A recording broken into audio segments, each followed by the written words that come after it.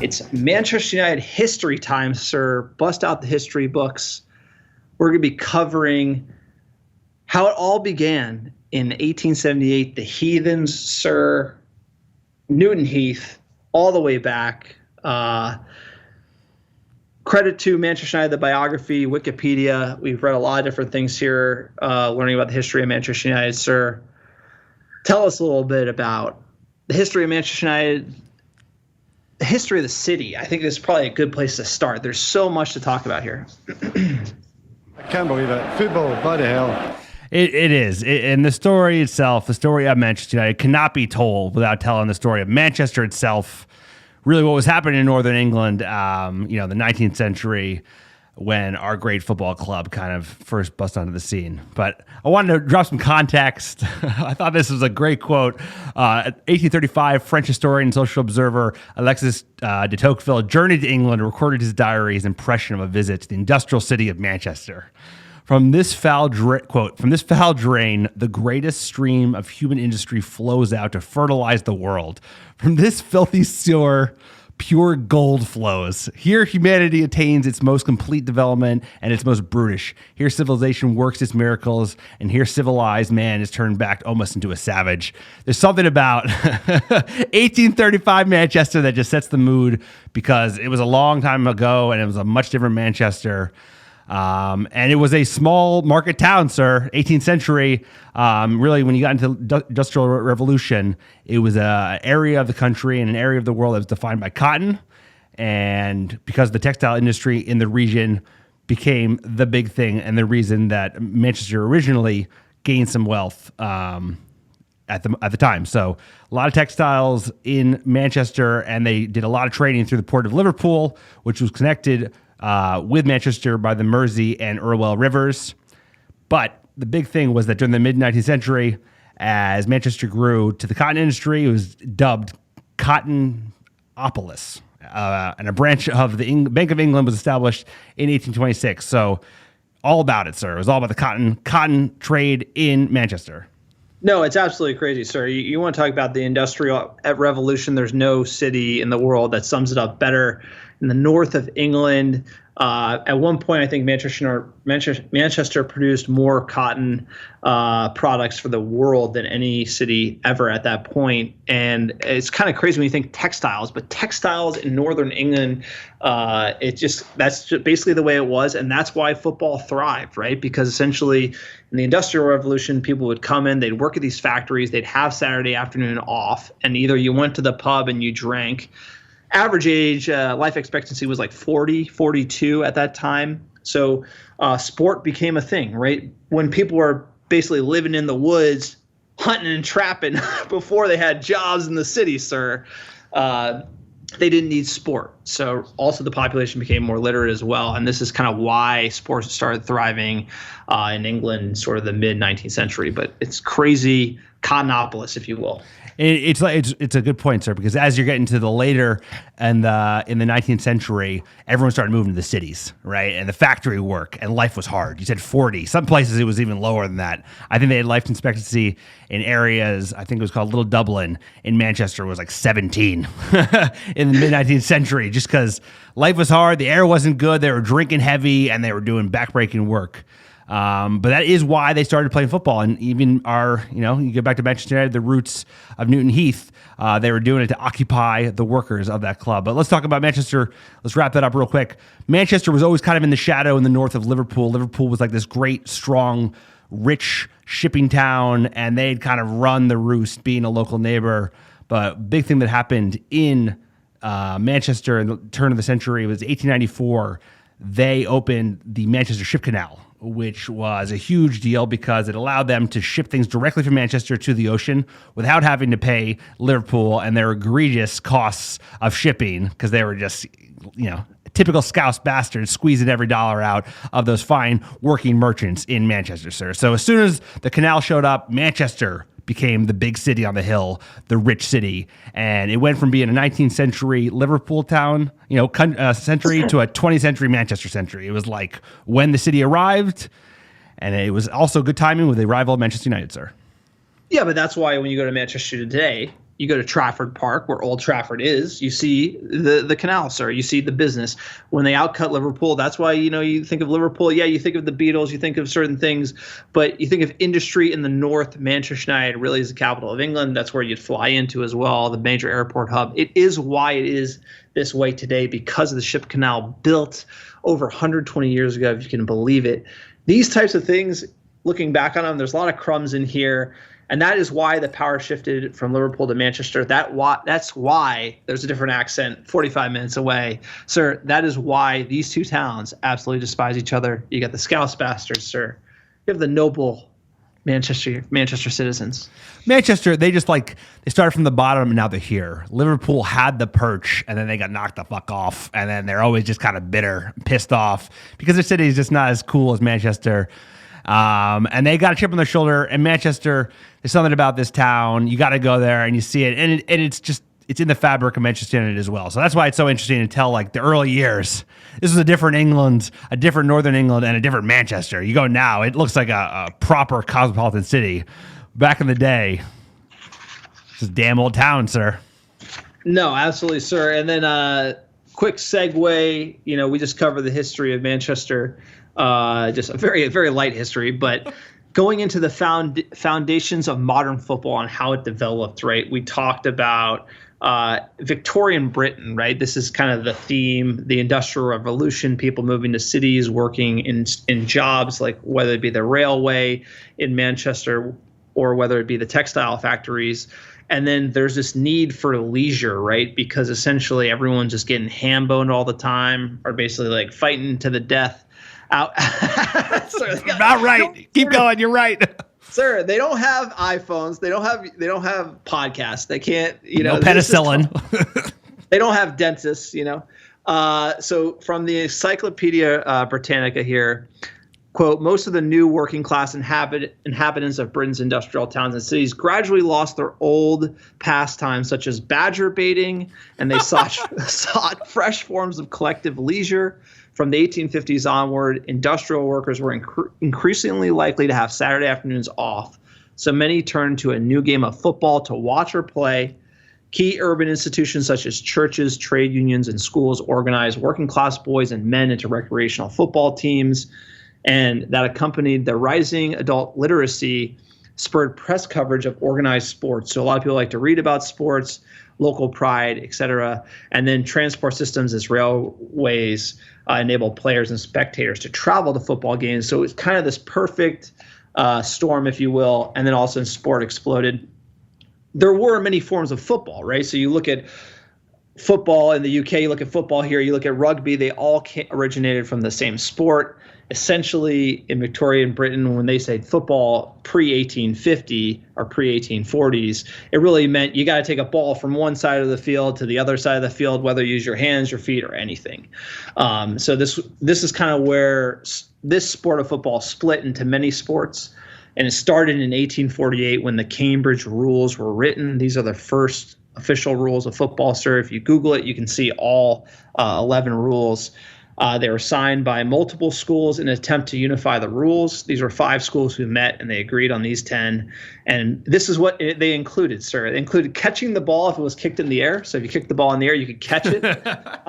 You could not pass the ball forward. That was not allowed. And goals were flag posts with a string. So you want to talk about 1848, the OGs, bro. They went hard, and then after the Cambridge rules, Sheffield rules in the north of England, these became really popular, and they kind of dominated. These rules dominated football from the 1860s and 70s. And Sheffield Football Club is the oldest founded football club. That you can Google that one as well. In the Sheffield rules, it included a fair catch, which is what we have in the NFL, right? If you can fair catch a punt, you fair catch somebody kicking it. So if Pogba hits you a pass on the wing, you catch it, you get a free kick. And you could push with your hands, but you cannot hack or trip. And the ball could be pushed or hit with the hand, but it could not be carried, right? There were no such thing as goalkeepers. There was no such thing as defense. There was no formation. This is pretty much just like playing in the slops or playing in the mud, a good old game of football, pushing and just whacking the ball with your fist into the net. So you have to kind of go, if you're going this far back, you're not even really playing the same game. Football, yeah, soccer, totally different names, totally different sports. It's interesting to see that split, and one just kind of go more the rugby route, less rules, and one go the proper football route, use your feet and no hands at all. But I thought was really cool is that all these different schools and all these different regions had different rules, and then they were kind of proud of those rules, and it took kind of two major efforts to try to unify them. And it wasn't until 1863 when the FA was formed. The FA, they run English football, the oldest football association in the world, and it is responsible for basically the rules of modern football. Sir, in order to form the FA, 11 clubs met at the Freemasons Tavern on Queen Street in London from October to December of 1863 to establish unified rules for football as we know them. In December 1863, the laws of the game were written. And funny anecdotes from that debate from 1863. It was long and furious because some people wanted you to be able to pick up the ball like a football and run it. Some people, it was a dribbling game and then, kind of the carrying game. There were two different games. They were battling it out. And it was on December 8, 1863, carrying the ball by hand was outlawed, and football and rugby went their separate ways. So essentially that is the diverging point, is when the FA said you cannot use your hands.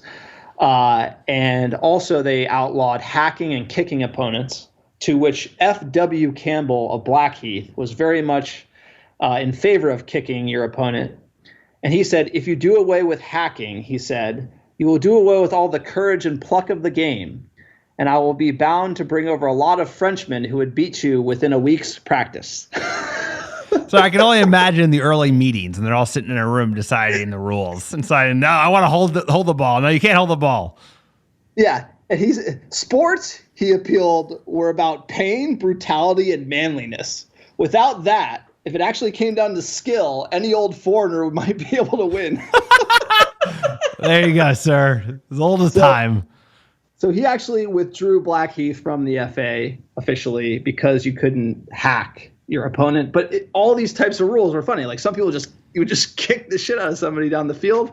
Either way, exciting time in football. The rules were written called the laws of the game. You can see those as well. Those are online if you Google that. Law 6, this is the big one. This was the no forward passing, right? So when football was established by the FA, you couldn't pass the ball forward. And then it wasn't until 1866, so 3 years later, they realized passing the ball forward might be good for the sport. And that was when offsides was established. And it was 3 members of the defensive team had to be behind the ball versus today's 2, right? So that was revised later on. But again, 1866, you're starting to see these are the rules, sir. They're written down on paper. It's formed. That is incredible if you think of that history over 150 years ago. Sets the stage very well for the greatest of English football, sir. You mentioned it earlier. There were a couple of reasons why people would start football clubs back in the day, whether it be for churches or a trade union or a school. Our club was founded in 1878 and was founded as Newton Heath LY&R Football Club for the Carriage and Wagon departments of the Lancashire and Yorkshire Railway Depot at Newton Heath. So, it wasn't a church. It was basically for the workers who worked for Lancashire and Yorkshire Railway. So they have a little bit of diversion on the weekends, sir. They get, would stop getting bladdered for a couple hours and go watch each other kick a ball around. Obviously, Lancashire and Yorkshire Railway. This was one of the major British railway companies in Northern England. They have the 3rd largest railway system based in Northern England. And Newton Heath obviously is an area of Manchester in the northeast of the city center. Remember, back in 1878, Manchester was still a hard town. Life expectancy was short. Pay was rough. And like we said, 17 years old was as low as some life expectancy in the notorious Little Ireland section of Manchester, sir. Sir, but this is where the history of the football club comes from. You know what's funny about the Lancashire and Yorkshire Railway is I looked up the L&Y&R trains. It looks like the Thomas the Train. So you can YouTube it. You can see the train. It's like they actually took one of the classic trains out. They did coal. They did everything. The heart of the Northern Railway system ran through Manchester. If you go to the Manchester train station today, there is a mural of it right when you walk in. So we've seen it a few times. It's pretty awesome to know your history here. But the railway is where it all started. The Heathens, sir. The Heathens. Dude, we were a hard club from the back in the day, and the Heathens wasn't just because of Newton Heath. They were heathens indeed. We said it. Drinking was the primary escape for the hard life of a factory worker. Dark ale. A lot of dark ale. So dark sludge ale. So, you can only imagine the QPR style, right? Like out of a bucket. So the board of the L&Y&R decided to organize classes of improvement. Rugby was the sport of choice in the day, but because of the violence, the committee picked football as it was seen as an image of gentlemanliness, which I know nothing about. But heathens were born, sir. They thought like football was a little bit more polite, a little less rugged than rugby. Manchester United, first competitive match. Team initially played against other departments and railway companies, but actually on the 20th of November, 1880, first recorded match for what would become Manchester United, wearing the colors of the railway station, green and gold. They were defeated 6-0 by mighty Bolton Wanderers, the reserve team of Bolton Wanderers, sir. Started from the bottom. Yeah, Bolton Wanderers were big back in the day, sir. The green and gold to the club is sold, sir. These original colors, Newton Heath, that was the colors of the Lancashire and Yorkshire Railway. It's why they wore them.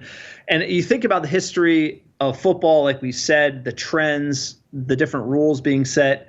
And then in the 1870s, 1872 was the first FA Cup. Then basically Newton Heath founded 1878. So it's kind of a trend. Everyone started football teams. And this is kind of when football really exploded on the scene in England. And Newton Heath, a part of it right before, the Football League would be founded, sir. A quick note, after Manchester United was founded, sir, like you said, their first match against another competitive team, Bolton Wanderers, 1880, underground professionalism in the sport. So essentially the FA remained staunchly elitist in sustaining a policy of amateurism, right? And that protected the upper and middle class influence over the game. So football kind of started as that, gentlemanly game. So we can't even say the word gentlemanly. That's how ungentlemanly we are. Exactly. Basically. No, but it's interesting. And so they basically didn't want any professionalism. And then, the Bolton Wanderers textile factory started paying people to play, start buying players. And then basically it hit crisis in 1884 when the FA expelled 2 clubs for using professional players.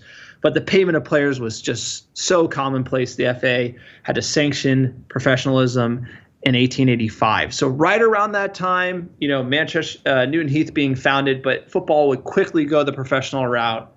Sir, a great not documentary, but kind of an emo series, The English Game on Netflix. It's pretty good. What is it, sir? A little too much romance for me. It's slow, but if you just want to see what it's like, watching the early days of football, I think they did a decent job at it. I'll have to check it out, sir. I can imagine that there were a lot of like shady business operations, with switching players around, paying people, behind the FA's back. Sounds a little bit like, the controversy around paying players in college football. It's just like, that's too dignified to pay them, right? Couldn't possibly. That's a great analogy, and the English Game covers it, right? It covers a player who's basically paid to play and is under the table, and it kind of gets exposed, and all these like Oxford guy, you have like the classic Oxford guys being like, oh, you can't be paid, you poor, like you have to be a gentleman and study and whatever. It's basically great. Early footballing highlights for Manchester United. Newton Heath played Blackburn Olympics, then FA Cup holders in the first round of the 1883-84 Lancashire Cup. Their first match against a really big club. They lost 7-2, sir. Big scores early days on, as there was kind of a lot of variability to competition. They reached their first final of the following season, but lost 3-0 in the Manchester United Cup to Hurst. But after that, sir, in the next season, Newton Heath would win their first ever trophy, securing the Manchester Cup in a 2-1 win. So our first trophy ever, Manchester Cup, 2-1 win, sir. 1886. Sir, runs deep. I don't think the Manchester Cup made it onto the scarf, but it deserves to be. No, it's Newton Heath. It's Newton Heath. 1886 Newton Heath. They win the Manchester Cup, first trophy of all time. Still, it's one to remember. They joined the Northern Football Alliance in 1890. That was the inaugural year of the Northern Football Alliance, right? So, like we mentioned, football's getting started. The FA makes the rules, and then you're starting to see leagues form. So, the Northern Football Alliance formed with 12 teams. Newton Heath participated in them. In 1881-82, the second season of the Northern Football Alliance, Newton Heath had their best year. They finished second behind Nottingham Forest. But in 1892, the expanding football league, coming from the South, they merged with the Northern Alliance to create two divisions under one banner of the Football League. This is the Football League. This is the same league that we play for, and both Nottingham Forest and Newton Heath were invited to enter the first division, sir. So we got bumped to the first division of the Football League. That is kind of when it went official, was in the 1892-93 season for Newton Heath. They dropped the Lancashire Yorkshire Railway from their name. They became Newton Heath this season. And if you look at their fixture list here, started off, we lost 3-4 Blackburn Rovers away, drew Burnley at home, lost Burnley away 4-1. We lost to Everton 6-0, tied West Brom, lost to West Brom, then beat Wolves 10-1, right? 10-1, I love it. Look, but what's amazing is these names, like 1892-93, Burnley, Everton, West Brom, Sheffield Wednesday, Nottingham Forest, Blackburn Rovers, Everton, Notts County, all these teams still around, sir. Yep, I love it. And you think about 1892, that's unbelievable. Look, it was Manchester United, I mean, for Newton Heath, I keep calling them Manchester United. They're not Manchester United at this point. It was a tough run in the first division. It was almost like the boots are a little too big for us. The next season, the team moved to the same season when they joined the first division, they moved to a new ground on Bank Street, which hysterically was located next to a chemical works plant. You can actually Google Bank Street Football Stadium in Manchester. You'll see where it was. The conditions were so poor at the ground that one of their opponents appealed the result of a match because of the chemicals being produced from the chemical plant. This is like 1892, sir. There's no environmental protections. They got like noxious fumes on the pitch while they're playing. You gotta love it, sir. You gotta love the grit. Old English, sir, as deep as it goes. And it was hard days for Newton Heath at the beginning, right? We never really kind of did much better than the second division. Financial issues were always at head. They were always trying to get money, had debts. So it was a rocky road at first, running up to the turn of the century. Yeah, so we played two tough seasons in the first division. We went through some of the losses there. Burnley beating us bad, sir, back in the day. We got relegated to the second division after two seasons in the first. And then 1886, we did play in the FA Cup for the first time. We drew Fleetwood Rangers 2-2. Then we refused to play extra time and basically got bounced for that. This was kind of the real gentlemanliness. You do something and you appeal to the FA. A lot of appealing to the FA back in the day because there weren't really enough rules. So there's a lot of riffraff like that. And United, basically Newton Heath continued to end the century in an unspectacular second division slide. The highlight was winning the Lancashire Cup in 1898 against mighty Blackburn Rovers. But like you said, financial issues would mount. Again, a lot of momentum going to the first division, getting that new ground at Bank Street next to the chemical factory, huffing those fumes, sir. What a home field advantage, huffing those chemicals. And then, the club's on the rise. We get battered in the first division, drop down, and then the financial woes begin. They did. Goodbye, 19th century. Hello, 20th century. Hello, the arrival of Manchester United. And it all started with a little help from man's best friend, sir. It was January 1901. Debts were mounting. We had 2,700 pounds, equivalent to almost 300,000 pounds in 2020 dollars. And the club was served with another winding up order. It said, pay your debts or we're shutting you down. Captain Harry Stafford, tireless fundraiser of the club, had always been for years, and used his St. Bernard dog, Major, to solicit cash from charities of fans throughout Manchester. And in February of 1901, as usual, the club was cash-strapped. Stafford organized another fundraising bazaar in St. James Hall in Manchester Town Centre to try and raise that £2,700 that was needed to stave off bankruptcy. But the day was a fundraising disaster, and Major the dog disappeared. Fortunately, later in the day, the dog was found by a local wealthy brewery owner, John Henry Davies, who later became the club president. He was looking for a dog as a gift for his daughter.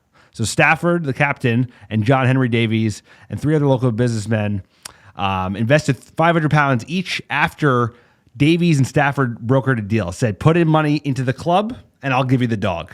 So he gave him his daughter. So it was like, sorry, not for the dog, but no, but that was kind of like how they made peace. You break bread before you do a business deal. It's like, I'll give you the dog, you put money in the club, and we'll do business together. And there you go. The rest is history, sir.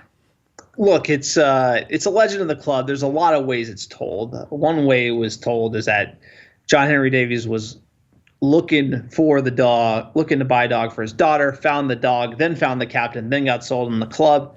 It go either way. They save the club. He gives them the dog. We all know the deal, sir. Could you imagine we're only in debt in 300,000 pounds in modern day, but we're actually 600 million in debt? We're more in debt now than when John Davies found the dog. And, that's the way it goes. I can, because you know what? John Henry Davies was a class act and is a lot different than our current owners. Because what he did, he got into the club right away. And what he do, he cleaned up all the debt off the books. He made sure that first and foremost, let's get the fans together, directors, interested parties. And they did so on the 26th of April, 1902. And they said, you know what? It's time to name this football club. Put the bed Newton Heath. And the story goes, it's just like this. This is folklore. Major's folklore, but so is this. So the story is that a 19-year-old supporter named Louis Rocca said that the name that he thinks is the best is Manchester United. And apparently everyone was like, yes, that's the name. The rest is history. And they decided to play in red and white. John Davies, that was his pick. Manchester United is born, sir. Away we go. They decided to change the name because they no longer played at Bank Street. They no longer played in Newton Heath. They weren't associated with the railway anymore. So it made sense to kind of refresh the brand. And John Henry Davies, he was smart. He was an opportunist, right? He saw this team struggling. He saw what he could make them. The branding of Manchester United was to appeal to a larger town of Manchester, right? As football was a burgeoning business. He invested in the Bank Street Stadium. I want to say he expanded it to where it could accommodate 50,000 fans, made money there. And then he actually, he bought the land, Old Trafford, and moved us down the road, Trafford Park. And then the rest is history. So, John Henry Davies, if not for him, if not for a lot of things here, the railway, opportunistic businessman, Major, Manchester United wouldn't be a thing. It'd just be another dead club. There's tons of clubs that were started back in this day that didn't last, and Manchester United all the way back. So when we say 1878, we mean 1878, documented all the way back. Heathens thumping around even back then. And like you said, this is just the beginning, because we got to talk about part two, right? This is part one of Manchester United history. Next, we're doing Mangel's magic and the foundation of the greatest of English football, because then we start talking about kind of, the foundation that they really established at the beginning of the century, bringing Mangel over and winning those first titles. It was huge. So that's next time, sir. Maybe when we do the next international break. No, absolutely. I think doing the Manchester United History podcast was request on the survey. It's something we're going to keep doing. Love diving into the history, sir. Like I said, credit to the Manchester United biography by Jim White, and the Inverting the Pyramid by Jonathan Wilson. 2 books we reference, Wikipedia, sir. Shout out to the wives for letting us read about this stuff in our spare time. I'm a history nut. I love this. Some people might find it boring, but it's really the whole picture kind of crystallized for me when you see the foundations of football, why it started all coming together, and then kind of the boom sort of in the late 19th century. And that's really when Manchester United took root. Is an opportunistic businessman came in, invested cash, built out the stadiums. Fans loved it, and I love the fact that it's almost like different rules, like the best rules won. If you look at the game we watched today, and this is just it was exported around the world. It's like everyone agreed these rules, this sport, this format, number one, sir, and all started in textile mills in Victorian times in Britain. It's unbelievable. And there's a lot more greatness to tell. We're just getting started. We haven't even won a title yet at this point, so it's just getting going. But like you said, these rules, there was like all the consolidation of the leagues was basically happened between like the 1880s and the 1920s when it was officially set. 1926 I think was when it was set like proper the way it is now. Now they want to, we talked about it in the news. Why would we want to change it? It's like, this is the best league because of the way it's set up and the fact that you got to be the best in order to make it. So, best league in the world, sir. Manchester United's a great part of that. Yeah. Shout out to F.W. Campwell from Blackheath for wanting to get hacking. Imagine if hacking was legal in the game, sir. Sure, maybe still Harry do would it. be a little better. Have you seen? Did you watch any football back in the 90s? So they did a lot of hacking. Yeah, sir. If we don't allow hacking, some Frenchmen might come in and beat you. Hey, I watched France. They look pretty good, sir. The Frenchmen. Sir, we got a couple good Frenchmen in our repertoire. Cantona, Pogba, sir. Come on. Look, it's been a podcast. Look, lots to look forward to. Everything to play for. Great time to lose big. Great time to lose big. 3 points. A noon kickoff here. It's gonna be great.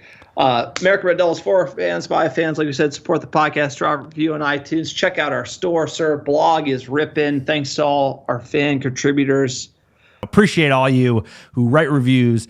Check out the blog. Follow us on Twitter, etc., etc., etc. Sir, we got the greatest fans in the world. What a pod, what a blog. Loving it.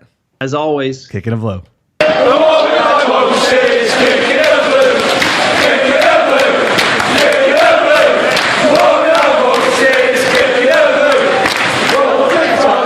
Before